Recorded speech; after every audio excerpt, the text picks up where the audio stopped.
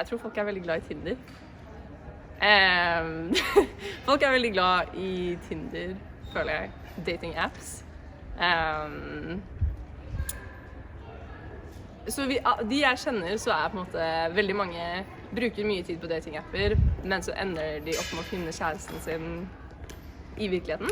Så enten sånn, hvis de begynner å studere et nytt sted, eller driver med noe aktiviteter, eller møtes på fest, eller sånne ting.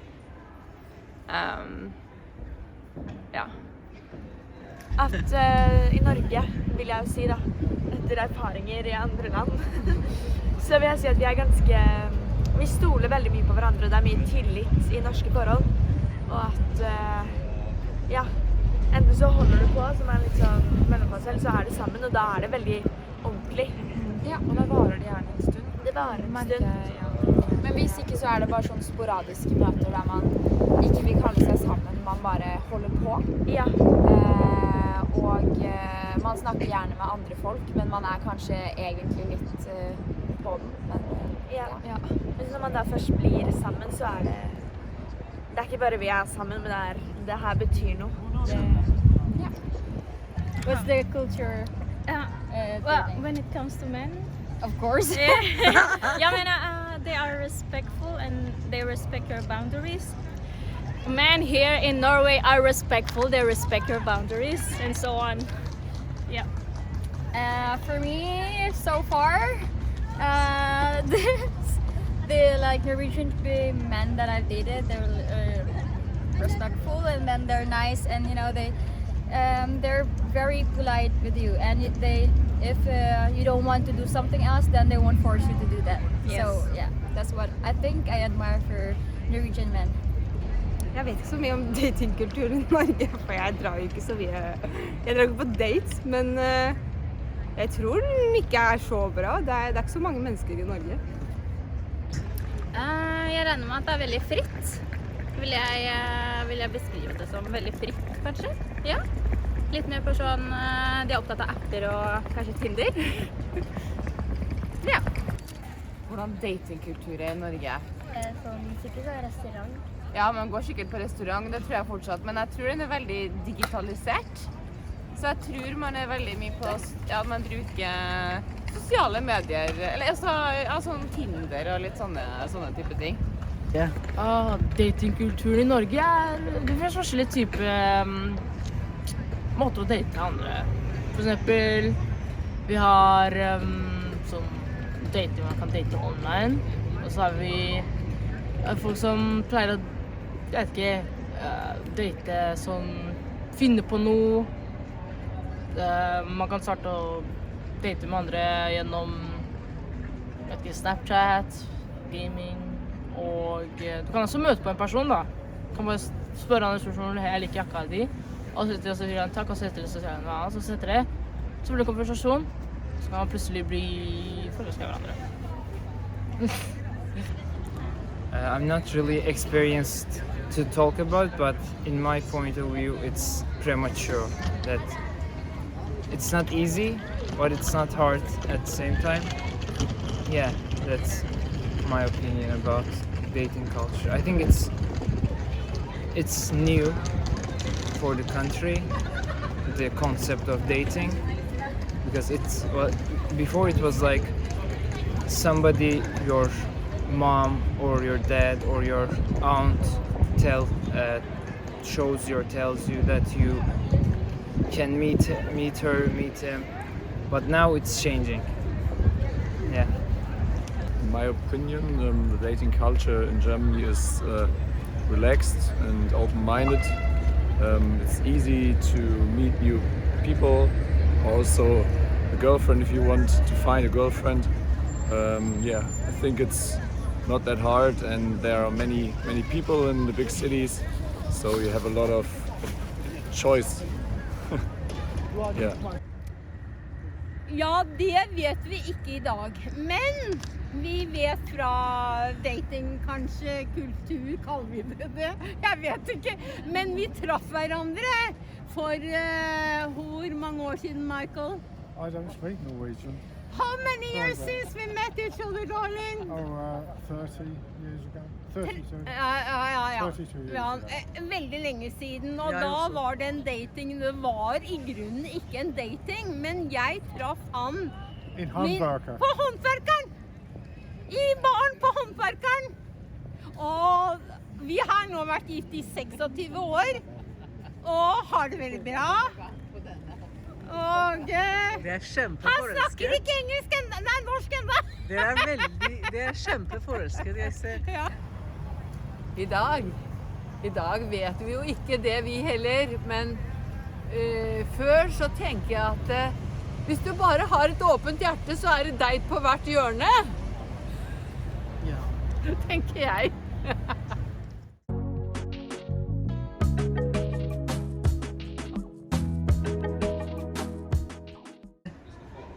Wow.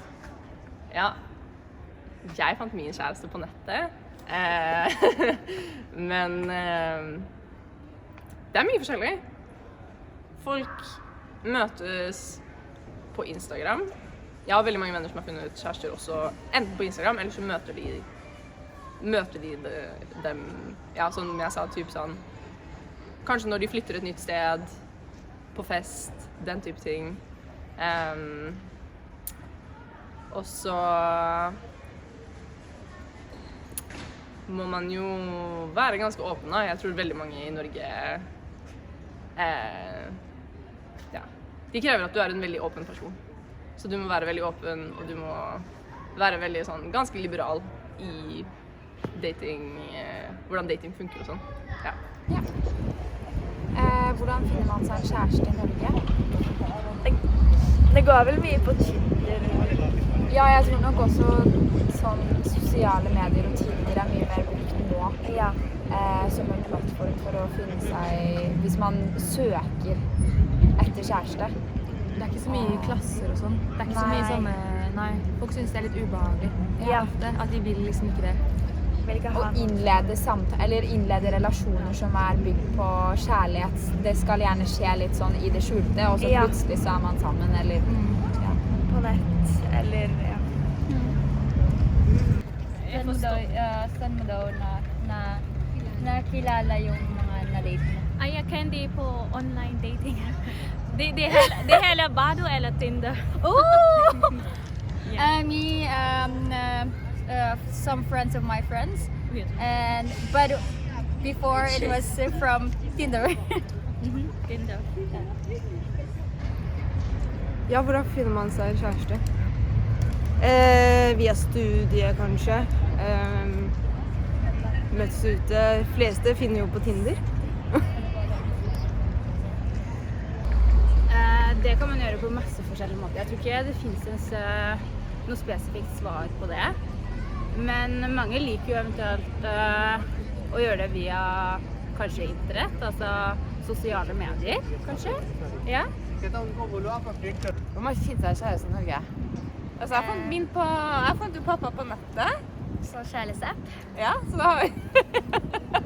Så det tenker jeg er en veldig fin måte å få seg kjæreste på i Norge. Men så tror jeg også det er veldig vanlig å møte noen gjennom jobb og litt sånne ting. Litt sånn tradisjonelt. Åja.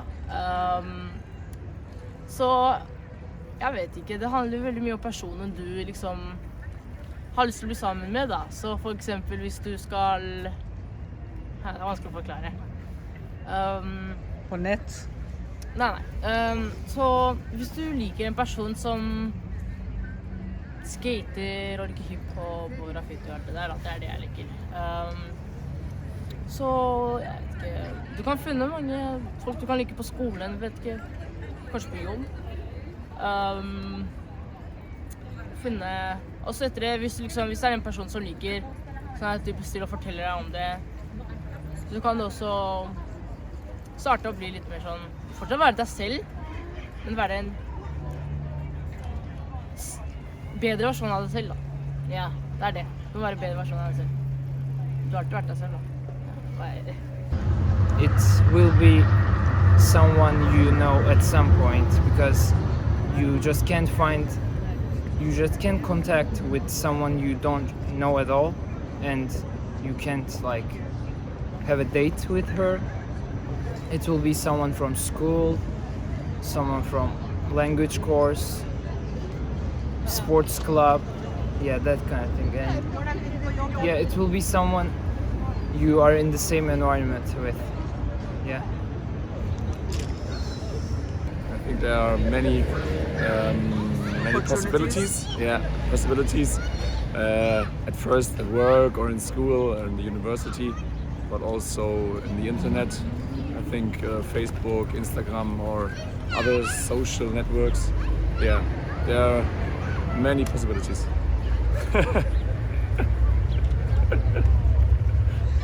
Åh, ja, men du vet det er vi for gamle til å vite. Men det er mange ungdommer som fra Tinder. Hva er Tinder? Er det nettside, tror jeg? Nei, jeg tror kanskje sport, gjennom venner, familie. På skole. Kanskje skole, ja.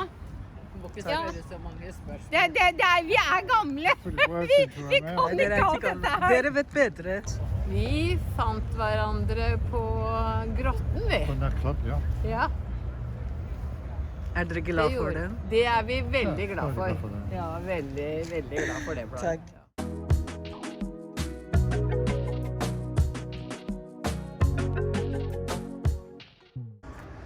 Jeg tror veldig mange går ut for å spise. I hvert fall sånn på denne tiden av året så går folk enten ut for å spise på restaurant og sånn. På sommeren kanskje litt sånn piknik, eller sånn drikke øl. Dra ut og ta en pils. Typ dates. Ja. Hvordan ser en typisk date i Norge ut? Man sier vel ikke engang at det er en date, det bare er et møte, og så konstaterer man etterpå at sånn, ja, det var jo en date. Well, with me, we typically spend at the place. Yeah, first night at the place. Or sometimes in clubs for a drink. Yeah. Or dinner, some wines with some wines. Yeah, the guy that I dated, we were just going at their place, cook something, and then drink wine and eat, or we go in a restaurant, or yes, same as her, we go to a bar or pub and have a drink. And the rest is you already know.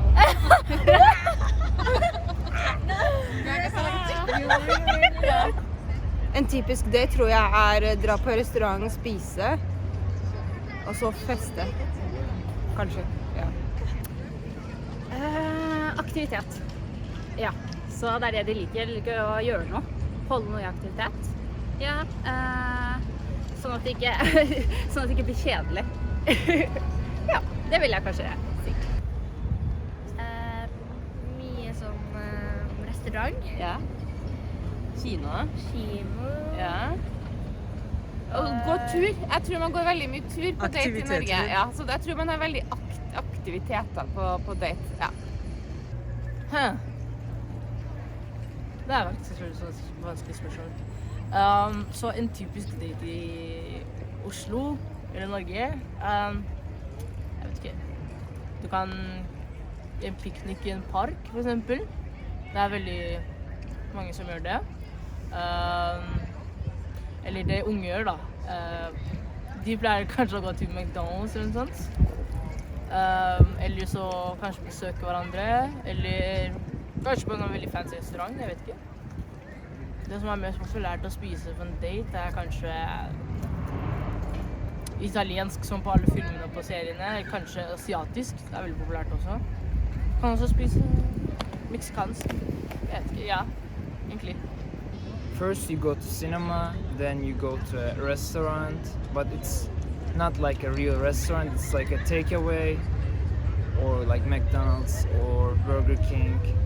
Like it's all the same because a real restaurant would be like so serious for a first date or something, yeah. And yeah, you go to picnic, there are many parks. For a first date, yeah, that's it, I think. Typical first date is at in the city, at a bar or restaurant, because you can talk in a relaxed atmosphere with the person, and there are other persons around, so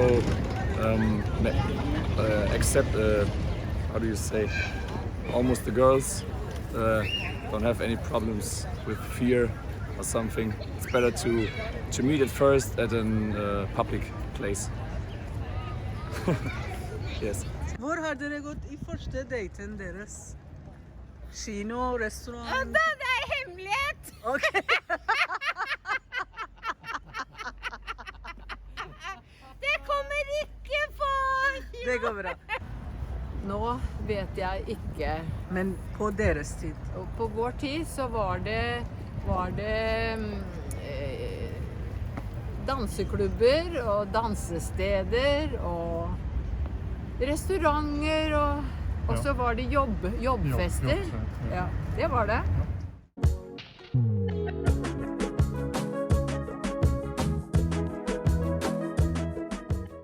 Jeg er fra Horten, så det er Vestfold-dialekt. Ja, Hortens-dialekt.